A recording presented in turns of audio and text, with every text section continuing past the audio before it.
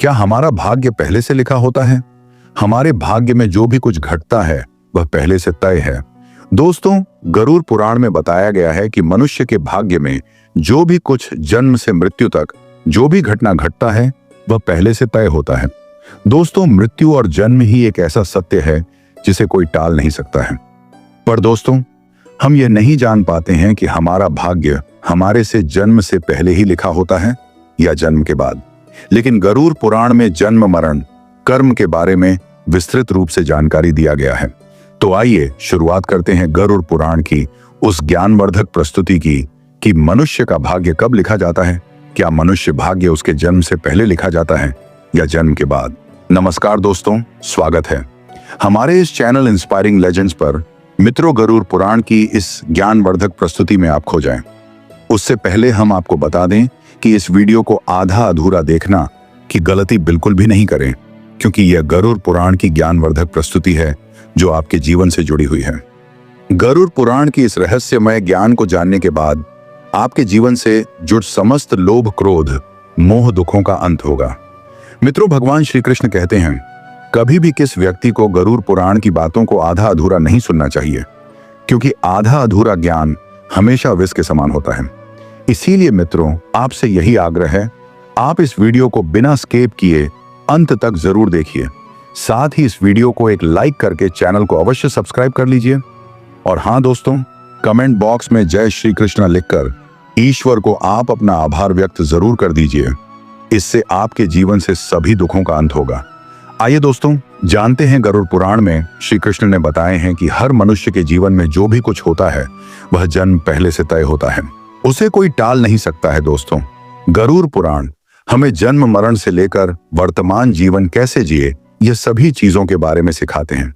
आइए दोस्तों, आज हम एक कथा के माध्यम से जानते हैं कि हमारा भाग्य जन्म से पहले लिखा जाता है या जन्म के बाद, जो गरुड़ पुराण, स्कंद पुराण के द्वारा बताया गया है, जो श्री कृष्ण ने स्वयं नारद बतलाया था। आज हम उन्हीं कथा जानेंगे। मित्रों, एक समय की बात है, द्वारका नगरी में दिन श्री कृष्ण अपने दिव्य आसन पर बैठे हुए थे। तभी देवर श्री नारद नारायण नारायण का जाप करते हुए उनके पास पहुंचते हैं और उन्होंने प्रणाम करके और बोले, हे प्रभु, आप त्रिकालदर्शी हैं। मैंने सुना हो कि जो जीव मनुष्य जन्म लेता है, क्या उसका भाग्य पहले से लिखा होता है? हे प्रभु, मैं जानना चाहता हूं कि मनुष्य के साथ जो कुछ घटना घटित होता है वह उसके जन्म से पहले तय होता है या वह पिछले जन्म का भोग भोगता है। क्या यह सत्य है या हम अपनी मेहनत और कर्मों से उसे बदल सकते हैं? फिर भगवान श्री कृष्ण नारद की बात सुनकर मुस्कुराए और बोले, हे नारद, आपका यह प्रश्न बहुत ही गुण और महत्वपूर्ण है, जो मानव जाति लिए उसके जन्म, कर्म और मृत्यु पर आधारित है। फिर कृष्ण बोले, हे नारद, मैं तुम्हें एक कथा सुनाता हूं जो ना तुम्हारे इस प्रश्न उत्तर देगी, बल्कि हर मनुष्य के लिए एक चेतावनी और प्रेरणा भी होगी। तुम इस कथा को पूरे ध्यान पूर्वक आखिरी तक सुनो। कृष्ण बोले, हे नारद, यह गरुड़ पुराण की है। जो यह कथा को आधा अधूरा सुनने की गलती करता है, उस पर भारी संकट आती है, क्योंकि आधा अधूरा ज्ञान हमेशा विष के समान होता है। कृष्ण बोले, हे नारद, इस कलयुग भरी संसार में जो मनुष्य इस कथा को पूरे ध्यान पूर्वक आखिरी तक सुन लेगा और समझ लेगा, उसका इस संसार से सभी पाप, कर्म, क्रोध, मोह से मुक्ति मिलेगा। फिर नारद बोले, हे प्रभु, मैं उस कथा को पूरे ध्यान पूर्वक आखिरी तक सुनूंगा। आप उस कथा को निश्चित हो सुनाएं। फिर श्री कृष्ण ने नारद को वह कथा सुनाते हैं। श्री कृष्ण बोले, हे नारद, बहुत समय पहले एक शक्तिशाली राजा था जिसका नाम महाराज धर्मदत्त था। हालांकि उसका नाम धर्म से जुड़ा हुआ था, लेकिन उसके कर्म इसके विपरीत थे।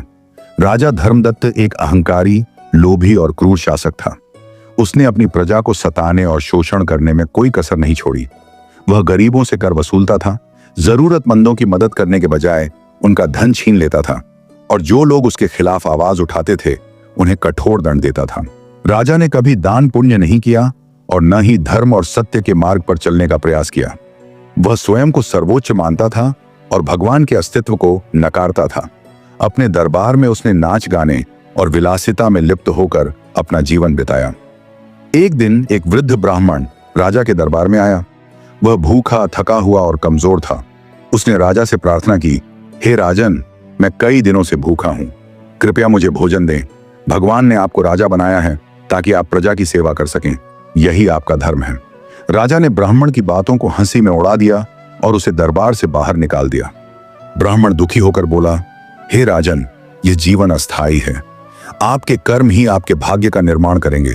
याद रखें, मृत्यु के बाद हर आत्मा को अपने कर्मों का हिसाब देना पड़ता है। राजा ने उसकी चेतावनी को नजरअंदाज कर दिया, लेकिन ब्राह्मण की बातें उसके मन में गूंजने लगीं। कुछ समय बाद राजा धर्मदत्त बीमार पड़ गया। उसकी हालत इतनी खराब हो गई कि वह अपने महल में भी असहाय हो गया। एक रात उसकी मृत्यु हो गई। जैसे ही उसकी आत्मा शरीर से अलग हुई, यमदूत उसे लेकर यमलोक पहुंचे। यमराज के दरबार में चित्रगुप्त ने राजा के कर्मों का लेखा जोखा प्रस्तुत किया। गरुड़ पुराण में मनुष्य के जन्म मरण से लेकर वर्तमान जीवन कैसे जाए, इन सभी चीजों के बारे में विस्तार से वर्णन किया गया है। मनुष्य के जीवन से लेकर मृत्यु तक की सार जानकारी इस धर्म ग्रंथ गरुड़ पुराण में बताया गया है। मनुष्य जीवन में जो कुछ घटित होता है वह हमारे पिछले जन्म का फल है। दोस्तों, गरुड़ पुराण हमें यह सिखाता है कि भाग्य केवल कर्मों का फल है। भले ही भाग्य जन्म पहले से लिखा हो, पर हम अपनी कर्म से इसे बदल सकते हैं।